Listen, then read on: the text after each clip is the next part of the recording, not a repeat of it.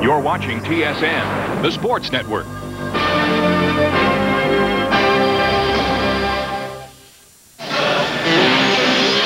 The building and preparation of a NASCAR Winston Cup race car.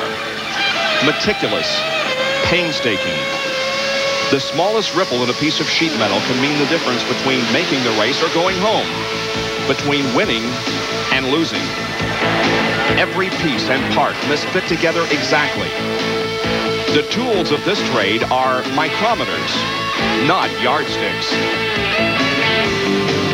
We put them together. And we take them apart. Then the tools of the trade change. These finely tuned cars become billiard balls. When the NASCAR Winston Cup short track season rolls around, anything can happen, and usually does. Somehow the aerodynamics and precise measurements become secondary. The idea is to get around the other guy and do it any way you can. The crews now spend precious minutes repairing the cars and getting them back on the track as quickly as possible. The short track season calls into play some different tools. This is a hacksaw. This is a sledgehammer. This is a crowbar. You gotta have tape. Lots of tape. It ain't pretty, But it's racing. I love it. This is a short track.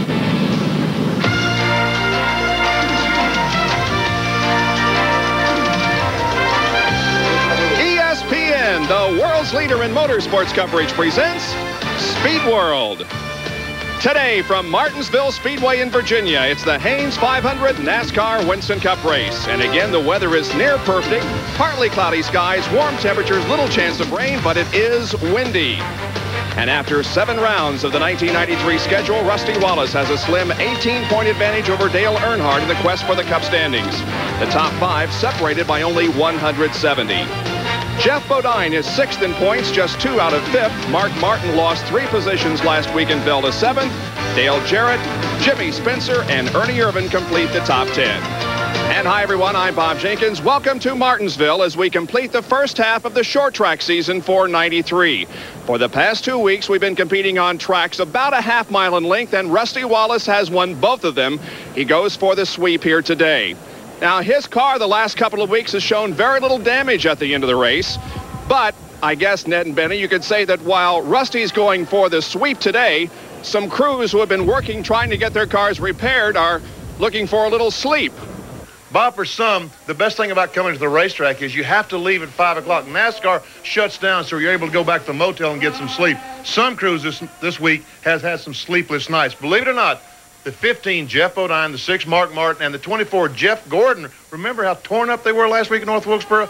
These are the same cars they had last week. And I'm sure fans wonder, well, why didn't they take one of those many other cars that they have in their shop and bring here and not spend all of those sleepless nights? Well, you get a race car that really works, one that you like, get dialed in, and you want to bring it back. And evidently it worked for Jeff Bodine because he brought that torn-up Motorcraft Ford here and sat on the pole. Mark Martin won this race last year, so he wanted to come back here in the same car. Jeff Gordon has run so good at every track this year, so he wanted the car that's been carrying him so fast. And all 3 cars are on the front stretch, which is a great advantage, isn't it, Jerry? Well, guys, the Martinsville misery has been well documented for the Alabama gang. No one named Allison has ever won a Winston Cup race here. Not Bobby, not Donnie, and certainly not Davey. In fact, Davey has never qualified well enough to even pit on the front straightaway.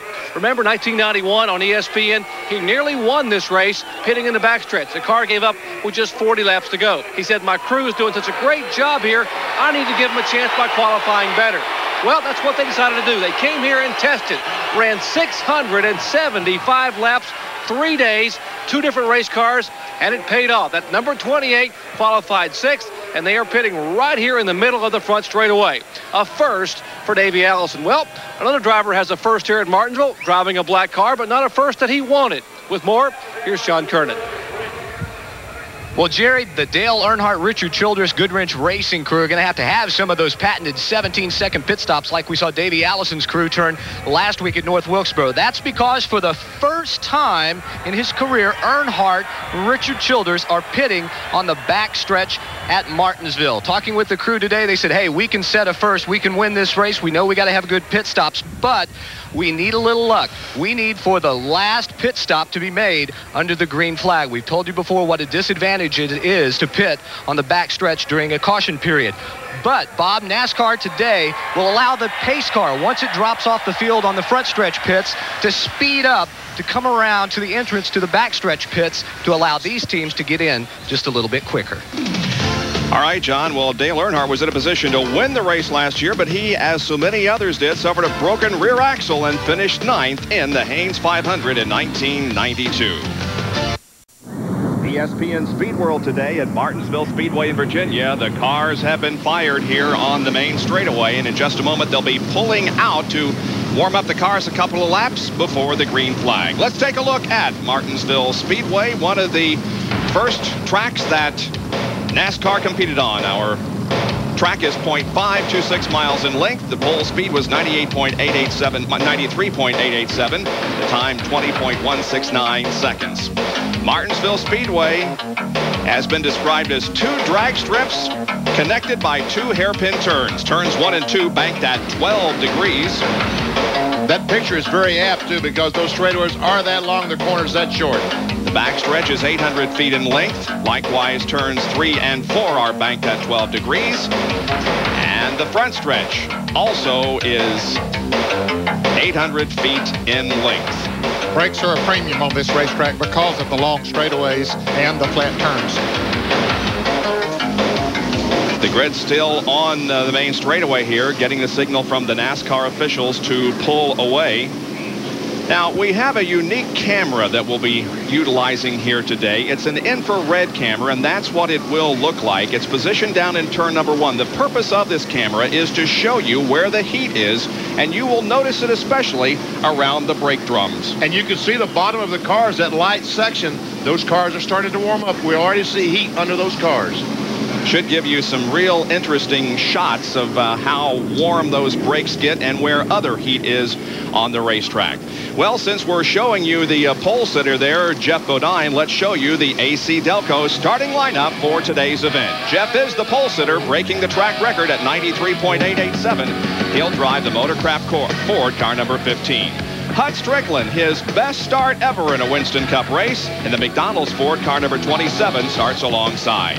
In the second row, Jeff Gordon from Pittsboro, Indiana, in the DuPont Chevy number 24, and Kyle Petty from Randleman, North Carolina, in the mellow yellow Pontiac car number 42. The third row consists of Rusty Wallace in the Miller Genuine Draft Pontiac car number 2, and Davey Allison in the Haviland Ford car number 28. 7th starting position goes to hometown favorite Jimmy Hensley in the Bojangles Ford car number 7, alongside the defending champion of this event, Mark Martin from Batesville, Arkansas, in the Valvoline Ford car number 6. The Country Time Ford starts in 9th position, driven by Bobby Hamilton from Nashville, Tennessee. Then the number 30 Pennzoil Pontiac with Michael Waltrip from Owensboro, Kentucky at the wheel.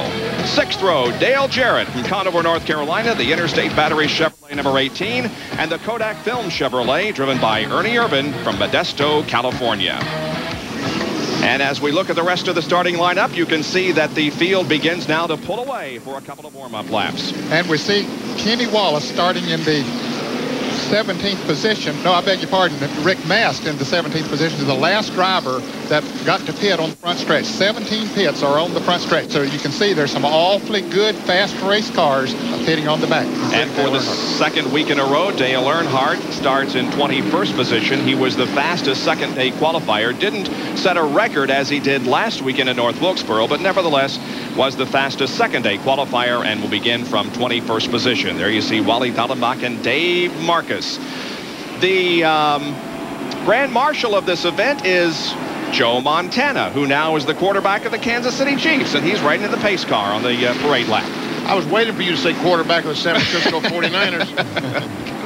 We hope that Joe will come up here to the booth a little bit later, and we can talk to him about the recent trade that will put him in a Kansas City uniform for 19 93 and 4. Here's the infrared camera again now, and you notice the heat that's coming from underneath the cars.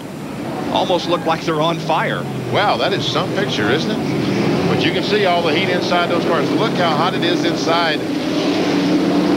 And it is not a warm day here. The